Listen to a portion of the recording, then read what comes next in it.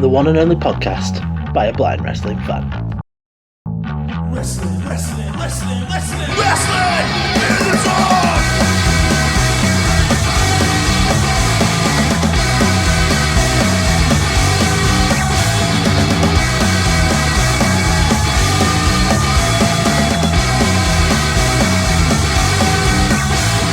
Hey up guys, welcome back to another episode of WITD, where it's time for a review of MLW Fusion 103. I've been looking around for lots of wrestling basically because I haven't been enjoying this weird and crazy world that we live in.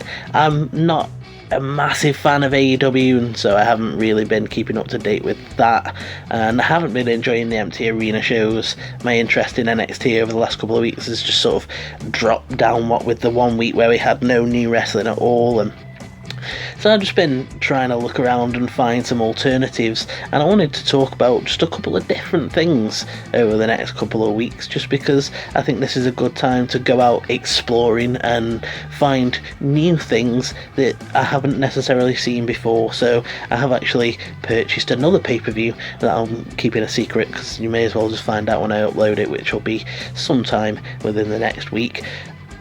As for MLW, I have heard of Major League Wrestling before. Always just sort of assumed it would be the type of promotion that had no commentary, and just therefore I never went and looked it up. Last week it popped up in my feed. I was like, you know what, I'm going to see what this is like, see if it's got any commentary, and I actually did watch Fusion 102 last week. I didn't end up finishing it because I didn't have a whole time, but I thought that I liked it enough that I'd go back to episode 103, and yeah, I thought I'd talk about it because, you know what guys, I actually had a lot of fun with this. I think that the commentators are actually really, really good. There's a lot of detail, and I really like the sports feel to a lot of what MLW was doing with this episode, and what feels like their identity is this sort of, yeah, they feel like an actual sort of sporting event, and there's all sorts of people there that I've sort of either vaguely heard of in the past or not heard of at all. This episode alone had THawk in from the Strong Hearts. There's my phone just deciding to interrupt me there, but yeah, THawk from the Strong Hearts was there. We had Al Lindemann last week, MJF is there, Killer Cross is there, and then there's all sorts of people that I just hadn't even heard of, so really had fun with it. I always like finding new things and new people, and it's always good to find new characters and see what other promotions are doing and seeing what makes it tick and what I like about it. So yeah, I'm going to get through to talking about what actually happened though. There was no shortage of stuff to like in this episode, to be honest. For a show that came in at just under an hour, it packed a lot in, and it was easy to understand and jump on board with. I quickly found myself getting invested in it. There was an awesome match between T-Hawk and Alexander Hammerstone that I'll break down in just a little bit. A really cool main event that felt like it had stakes that they were building to throughout the show. There was a grudge feud going on, a mystery angle. There was just all sorts of stuff, and I found it really, really fun. At the top of the show, we got a recap of last week's Fusion, where we got a heel team up between Team Filthy and the arriving King Mo with the American top team. On arrival, Mo decided that he was going to deliver a bat to the spine of Killer Cross, who's now injured so badly that he's not here this week. Mo was supposed to be suspended and fined, but his army of lawyers have gotten involved. There's an appeal process, and he's allowed to wrestle during the appeal process. So tonight, in the main event, he's set to take on Lowkey for the title of King of the Knockouts, explaining that in the last 12 months, Lowkey has KO'd 60% of his opponents, and over his MMA career, King Mo knocked out 62% of his opponents, and I was instantly interested in this. I was like, okay, I love a good knockout finish. It's something that I wish we had more in wrestling, and there's just something about a match that suddenly stops because someone just gets knocked the hell out. It's just so much fun, so I was really excited for this main event. As for the mystery angle that I mentioned, Alicia, the backstage interviewer, was supposed to have an interview with Brian Pillman Jr., who was not there, was not at the show, and they were putting over how he's often late for shows, but not this late, and they were wondering where he is, and that's something that we'll come back to throughout the show. I was like, okay, that's an instant hoot. Where is he? What's going on? He's probably been attacked by heels. Is he a heel? I don't know, because I've not watched any of this, so instantly it's like, okay, what's going on? I can't wait to see where they're going with this. We get a backstage promo with Dominic Marini next, who, from what I can gather, must be a member of American Top Team. He taunts Killer Kross. He's like, I guess we've learnt the difference between the people who eat, sleep and breathe fighting and the people who just look like they do, like Killer Kross. His words, not mine. I don't know what Killer Kross looks like. Anyway, next up we get a match, sort of. It's the Dominic Marini $1,000 challenge. All you gotta do is last 5 minutes with him and you get $1,000. It's an open challenge kind of thing. How's, like, okay, this is entertaining, wonder what'll happen. This person's probably gonna get finished off pretty quickly. I doubt they're going to get the $1,000. I assumed he was going to cheat, to be honest, because it just seems like a heel sort of thing. I'll put $1,000 on the line, I'll open challenge, and then I'll do some sort of heel tactic and pick up the win. So that's what I was expecting.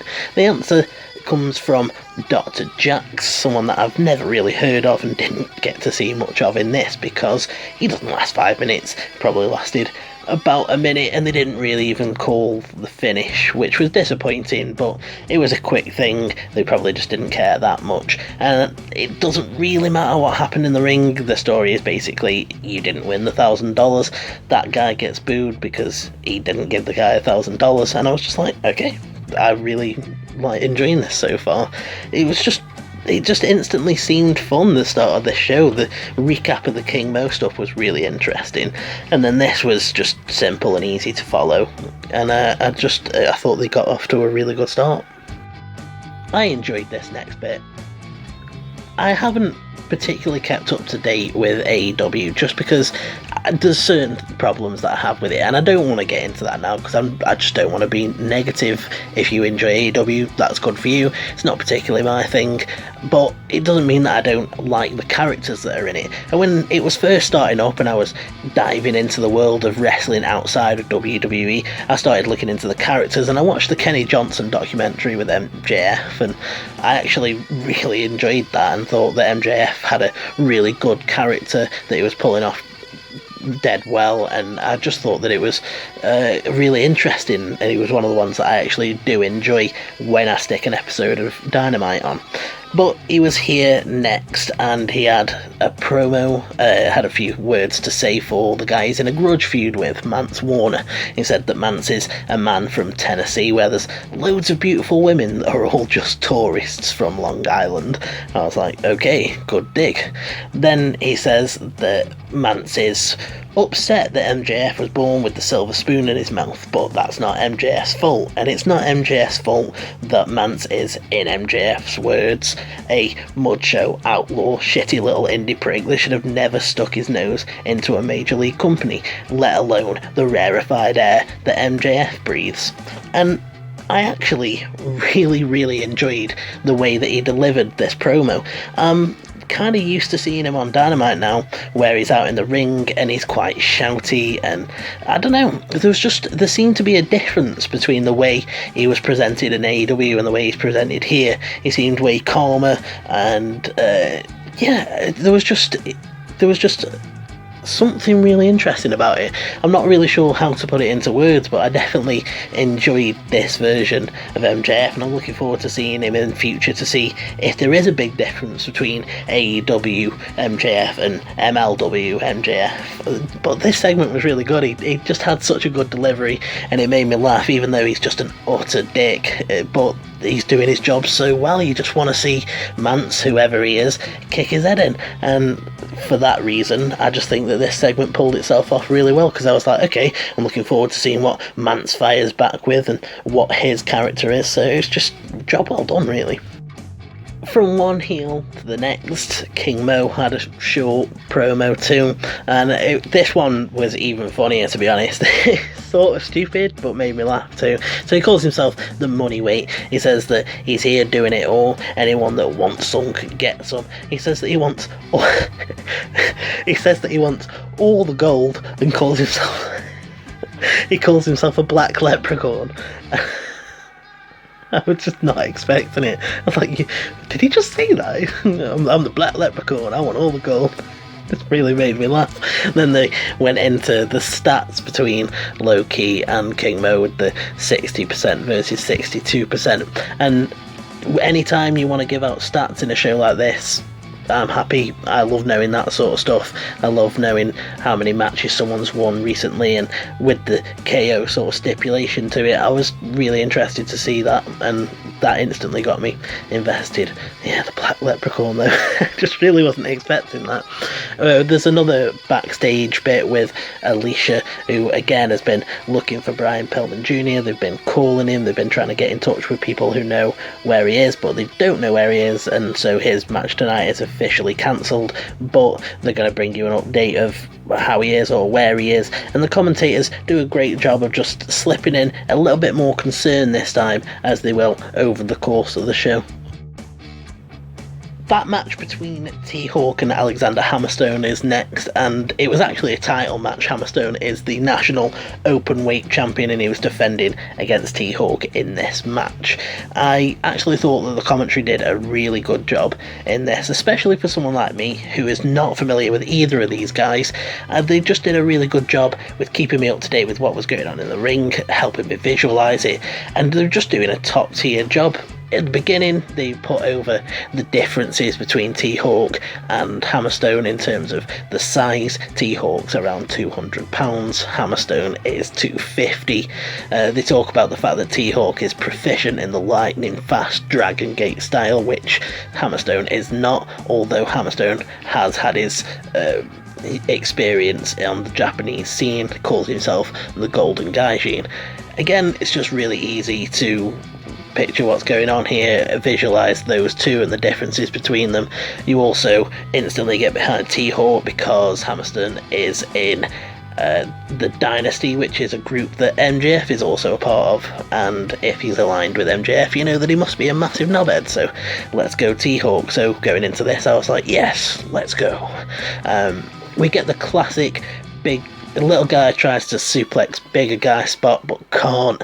He's struggling, gets Hammerstone up, delivers the suplex, but then Hammerstone is up before THawk, which is just a scary situation. Imagine struggling to get a guy up, finally getting the energy to do so, delivering the suplex, and then he's back on his feet before you are, it's just like, that is scary. That's like monster movie type stuff. Then Hammerstone goes for a leapfrog at one point. THawk catches him, delivers a sit-out powerbomb. Really cool counter again, with the commentary doing a great job. I know what a leapfrog looks like. It's really easy to picture how the counter looks, and anyone who has listened to this before will know I really like sit-out powerbombs because I think that they look really powerful. Hammerstone gets a bicycle drop kick. This sends THawk out of the ring, and Hammerstone just gloats and plugs his merch while he waits for THawk to get back in. THawk tries forearms, this does nothing. He tries a chop, this does nothing. He drop kicks Hammerstone in the knee, but he ends up getting sent into the corner. He eats a big boot, and then he fires back with this chop that's so powerful that it knocks Hammerstone off the turnbuckle. Thought that was really, really cool. It was a really loud chop, it sounded nasty, and then the visual of the guy just falling off the turnbuckle was really cool. THawk goes for a running knee. It gets blocked. He delivers a chop, then leaps for a drop kick. And commentary put over how high he got with that leap, saying that he was pretty much above the top rope. He delivers a running knee to the back of Hammerstone's head.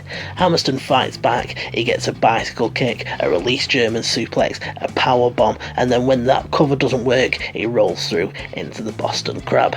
They both start kicking the crap out of each other with strikes. One of them gets a T-bone suplex. Hawk does another chop, dumps Hammerstone face first, whatever that means. I hate those sort of calls. Oh, dumps him face first. I just usually imagine some sort of face buster and then I'm probably safe. Then the finish comes when Hammerstone does a single leg drop kick, delivers a superplex, and then his dreaded nightmare pendulum. They didn't really explain what that was, but I just sort of pictured a pendulum backbreaker, and at the end of the day, whether I'm right or wrong, that's still a cool finish to a match, so either way it worked for me. I really enjoyed this match. I thought that end sequence was just really interesting, and it drew me in, and I want to see more of THawk's matches, and I want to see more of Hammerstone and how his character is portrayed, and I just really want to get to know more about this world. I think they did a really great job with this match. They run down the PWI top 10 contenders to the MLW Championship. I thought that was really cool. Again, just added to that sports-like feel.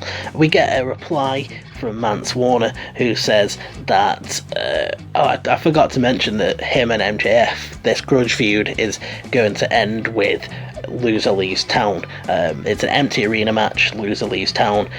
I assume MJF will end up losing so that he can go off full time to AEW, but I have no idea because, again, only just getting into this world. But Mance says that the Dynasty attacked his family, and all that did was make him even crazier. He says he's busted his ass in MLW, and he's not going to be a loser, and he won't be leaving town, and that MJF is about to pay for everything that he's done.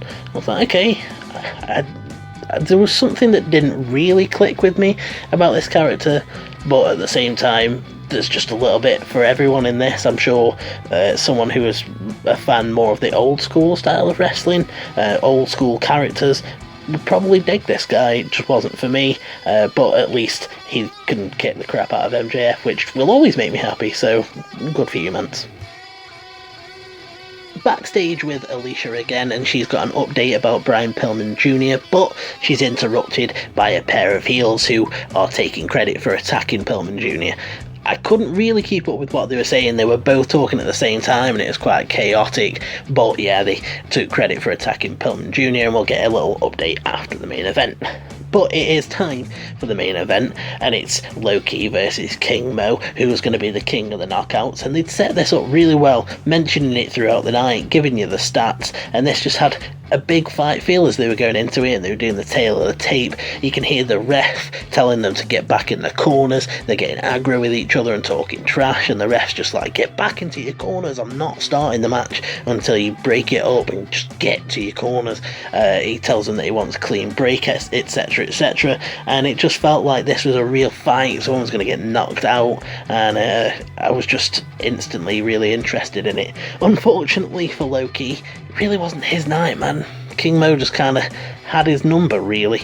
The big match starts, and Mo dumps Key over the top rope.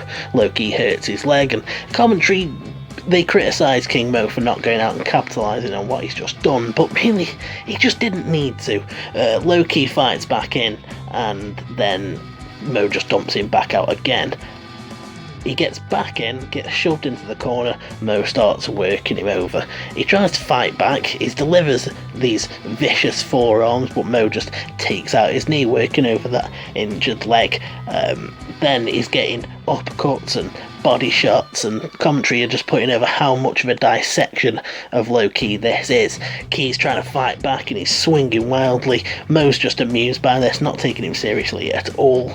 Key hits a rolling kick and then gets Mo in the choke, and he's just trying to choke him out, and then it all just sort of gets a little bit chaotic. Mo is in that choke for quite a while, but Team Filthy members come out and they cause a distraction, and then one of them hits Lowkey with a weapon. I think they might have said umbrella, and then it was a little bit confusing, but each man had guys in their corner, and one of the heels threw in the towel and made it look like Lowkey's guy had thrown in the towel, so King Mo picks up the win. He gloats post-match and he tries to get everyone to bend at the few guys that were just being difficult. It's just like, come on, just boo him. I do get that everyone can cheer for who they want. It's just funny when you get like the whole crowd seems to be playing along and like, boo, you're an asshole, and then there's just those three guys that are like, Mo. I thought this was a really cool little main event. To be honest, I was a little bit disappointed at first because I was like, why is this not just a knockout match? But it actually looks like it's going to kick off a proper rivalry, so that's fine. And I'm looking forward to seeing where it goes in the next couple of weeks. I like that they seem to have a few factions going on.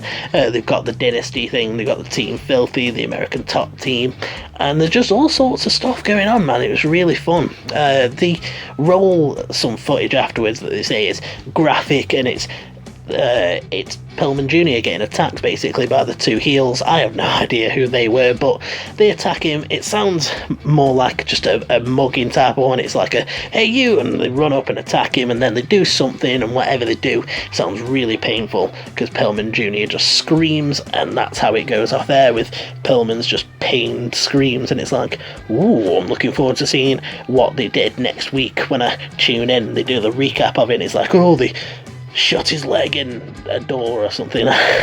So lame, they shot his leg in a door. They stubbed his toe, and now he's injured for 6 months. He's gonna need surgery on his toe. But I had a lot of fun with this episode, man. I thought that all the stuff with Mo and Lowkey was really great. Thought that they built it up really well throughout the show. It was cool to see MJF and a different side of his character. It'll be cool to see the Loser Leaves Town match next week. Yeah, I just really enjoyed it. I thought that they did a great job, and I'll definitely be tuning back in. I didn't notice them mentioning anything about women, so I assume there is no MLW women's division or anything like that, but we'll see in the next couple of weeks because they could easily just rotate the rosters. I don't know what they do, but yeah, Fusion 103, worth a watch. Yes, it is, even for a blind wrestling fan. If you've got anything to say, you know where the comment section is, or you can find me on Twitter at Mason_WITD. I'm open to suggestions. If you've got one of these free on YouTube matches or shows, leave it in the comment section. I'll watch it. If I enjoy it, I might cover it. If it hasn't got commentary, I can't do that. If you've enjoyed this episode though, and you want to check out more, leave us a like, hit that subscribe button and the all notifications, and then you'll never miss an episode of Wrestling in the Dark. For now, I'm off. You should have a good one. Stay safe and healthy.